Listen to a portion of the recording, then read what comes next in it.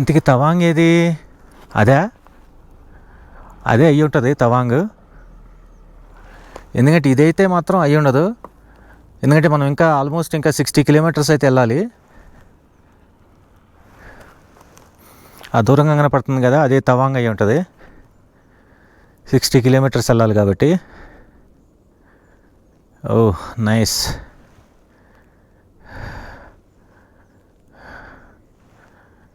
ఇక్కడ ఫోటో తీసుకుంటే పోద్దిగా.